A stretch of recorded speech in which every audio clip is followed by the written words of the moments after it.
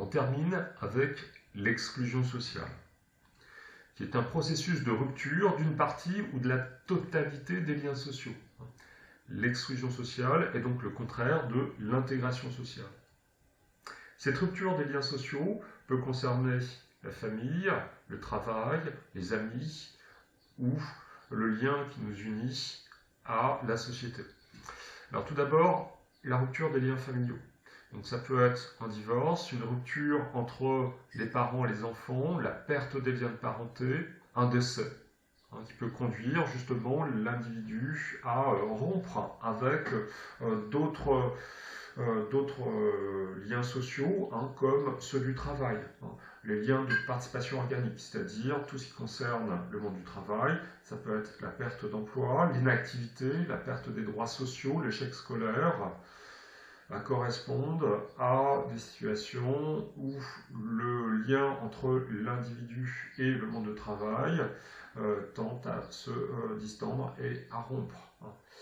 Ensuite, les liens de sociabilité, les pertes d'amis, la perte de voisins, la désaffiliation syndicale ou religieuse, l'exclusion d'une bande, correspondent à des ruptures qui peuvent conduire à l'exclusion sociale. Tout comme le lien politique, c'est-à-dire ce qui unit le citoyen à la société, donc l'abstention aux élections, la non-inscription sur la liste électorale, la non-participation au parti ou au mouvement social correspondent à un risque une situation de rupture des liens sociaux entre le citoyen et l'État. Alors attention à ne pas confondre exclusion sociale et pauvreté. En effet, même si ces deux notions sont liées. Alors, effectivement, on peut avoir tout d'abord ce lien entre pauvreté et exclusion sociale, c'est-à-dire que lorsqu'on est pauvre, ça rend difficile l'intégration, dans la mesure où on ne peut pas respecter, par exemple, les normes de consommation, comme les autres. On a du mal à se loger, par exemple, ou avoir des activités culturelles et de loisirs qui créent du lien social. Donc ici, c'est le fait de ne pas pouvoir inviter, de ne pas pouvoir faire des sorties au restaurant, au cinéma, participe à ce processus d'exclusion sociale. Et inversement, l'exclusion sociale peut conduire à la pauvreté.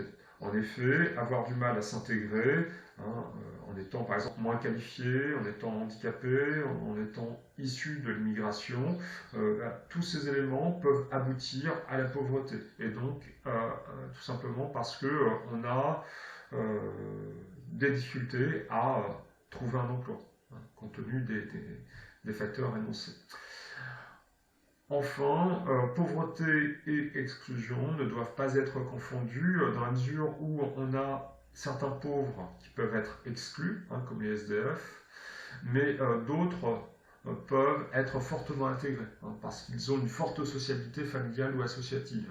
On peut penser aux compagnons d'Emmaüs, c'est-à-dire qu'on a des personnes qui sont pauvres, mais qui sont parfaitement intégrées dans une communauté. De même, on peut être riche et exclu d'une partie des liens sociaux, comme la situation d'un noir en Afrique du Sud, qui est riche au temps de l'apartheid.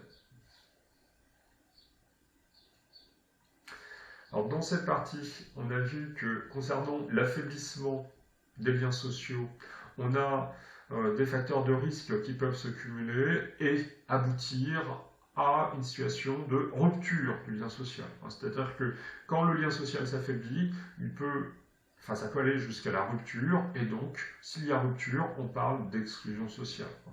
Donc le premier point, c'était celui sur le chômage et la précarité, qui vont aboutir parfois à des ruptures progressives des liens sociaux.